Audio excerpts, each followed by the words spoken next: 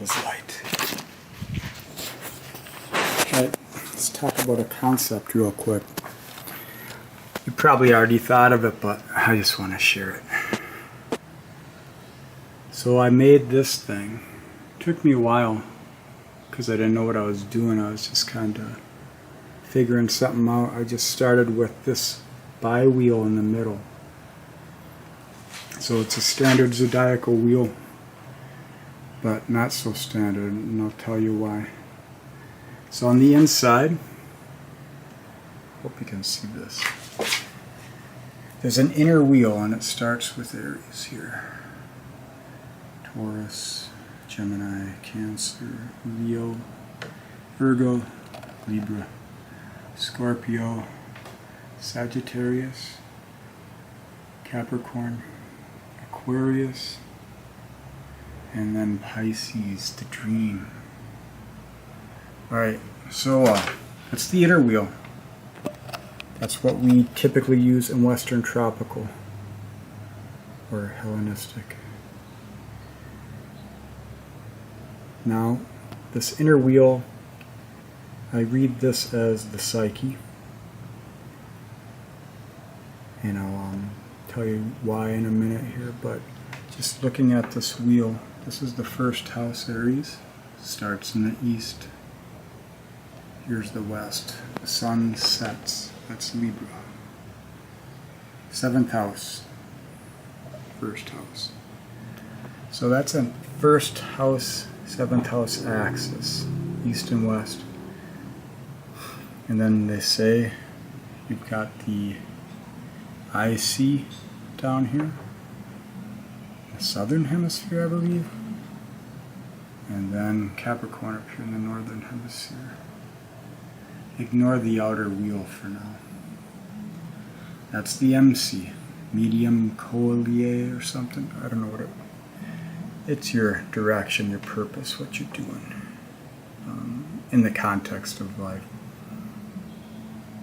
Alright, so we've got the directions here.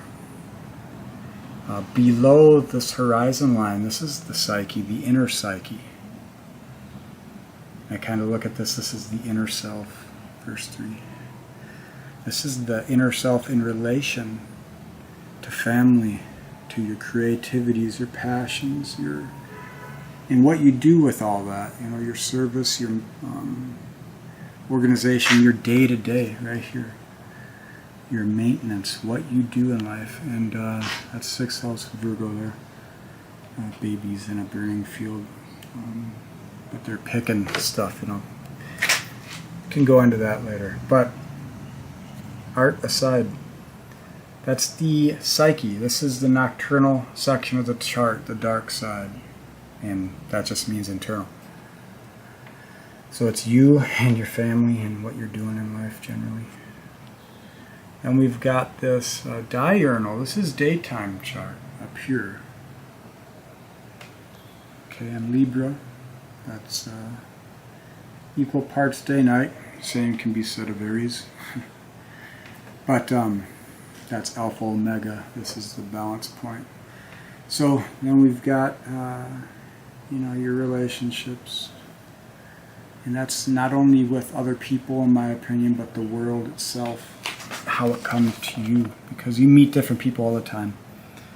Some stick, some don't. Alright, and Scorpio, transformation, what you're doing with all that, balance, how deep are you going with it, and what are you getting out of it, what's the knowledge, what's the wisdom you've accumulated, where'd you go, how are you using it, how are you bringing it forth to society through your action, through your direction in life. And through your journey there to the top of the mountain, what are you bringing back to earth from this high sky Aquarian realm, raining back into the unity consciousness so that you can fall back into the ineffable and collect what potentials may be. Alright, so that's the inner wheel. But then I thought we relate to this world. You know, it's you in action in this place, this time-space. Okay? And as you're operating in this time space, your instrument, your body, mind is tuning into spirit, the potentials of you. And those potentials change as time changes, as your interactions change, as the people and the experiences and the dynamics change. So, we're a reflection, and the world is a reflection of us. We meet ourselves in everyone we meet. We're in resonance. You know, and so I decided to do a mirror reflection on an outer wheel, so I started with Aries here. It's a rose. Beautiful, but you're hard to pick. Alright, and then here's Taurus. This is what the Taurus sigil seems to be to me. That's how I experience it. Here's Gemini. You see you've got the discerning lines, but you've also got those bending lines there. Then here's Cancer. Leo. Yeah, it's kind of weird looking Leos. There's Virgo. Here's Libra 6th, Scorpio on the 5th now, Sag 4th, Capricorn 3rd, Aquarius 2nd, and Pisces 1st. The reason I did this on the outer wheel is because it's a mirror reflection, but it's also a representation of time. There's 24 hours in a day, 12 signs, so we've got 12th house, Aries 4 to 6 a.m., Taurus 6 to 8, 8 to 10, 10 to 12, lunchtime. Let's think of our needs right now.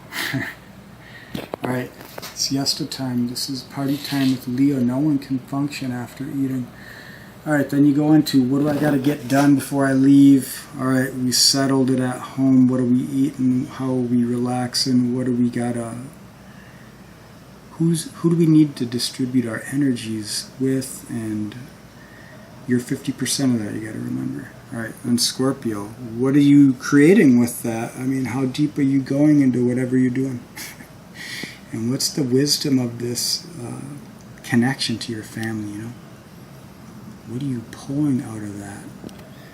You don't have to analyze everything. Here's Capricorn, though. 3rd. I've got Capricorn 3rd.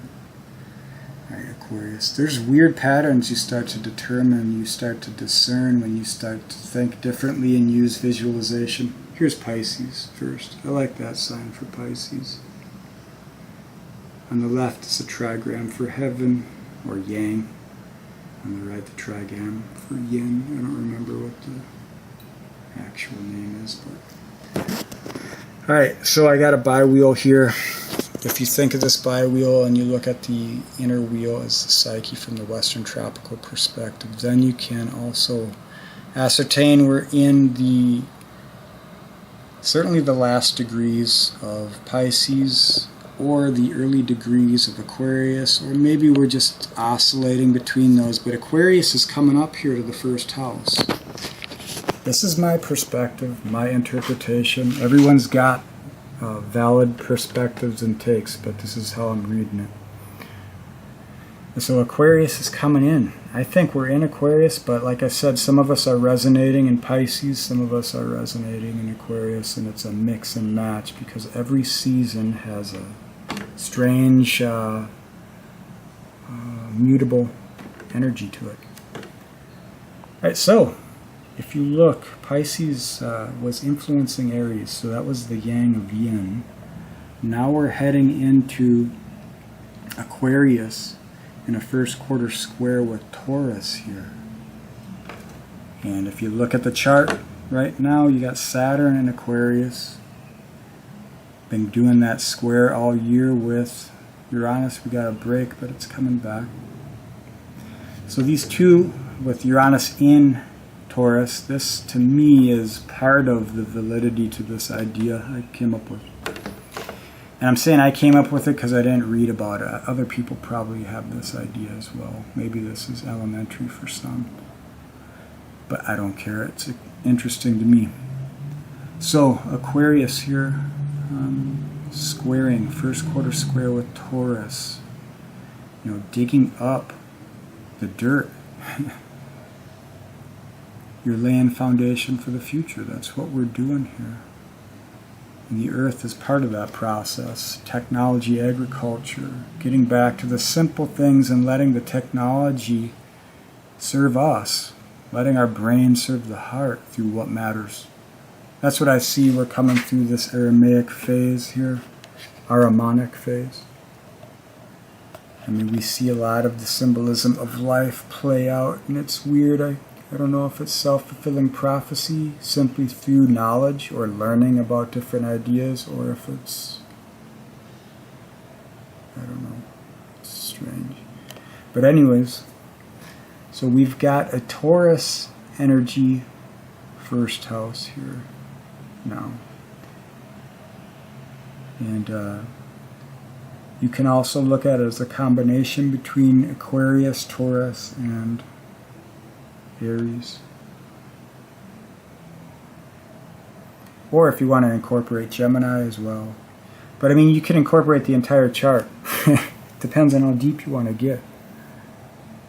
But I just kind of wanted to share this idea, see if anyone else has come up with something like this or has any takes. And I'll just show you what I drew. This represents the air and fire side. You can see the feathers here. I think you can see them. And then there's a blade underneath in the shape of a horn. That's steel, that's the mind, the sword. And then you've got the feathers to indicate the wind, the air, intellect. You know, intellect, emotions, all that stuff, it's channeling spirit. It just comes through differently. It's all magic, you know. Alright, and then you got the fire down below. And you got this ring of life. And this is steel being forged in fire, and I know it because I felt it.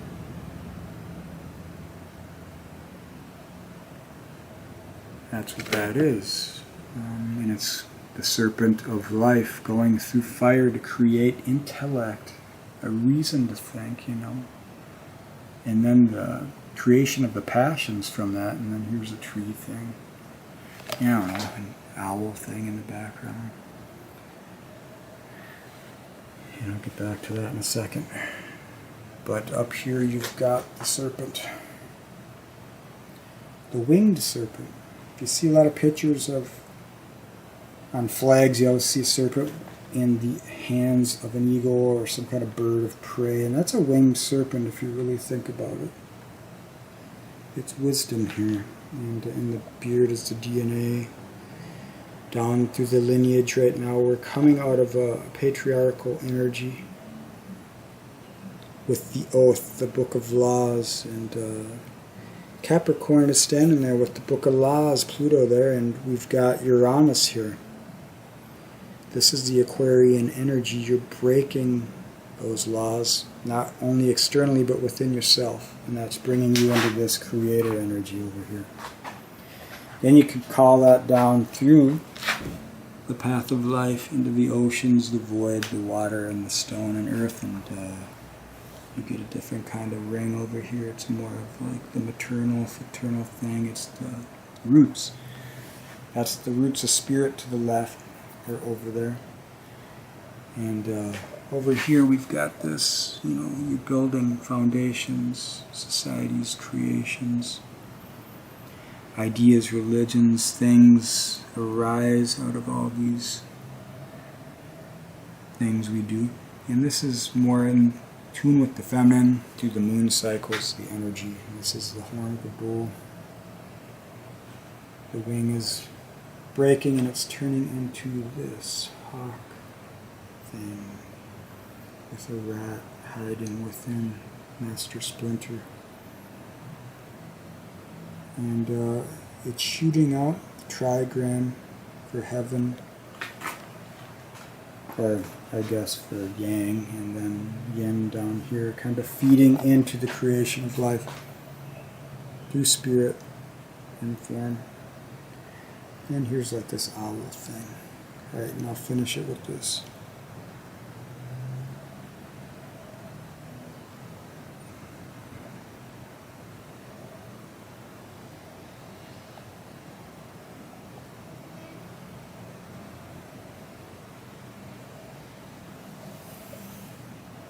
Where is that? There it is. Hangman mode. Alright. That's going to be my tarot table. Alright, thanks for watching.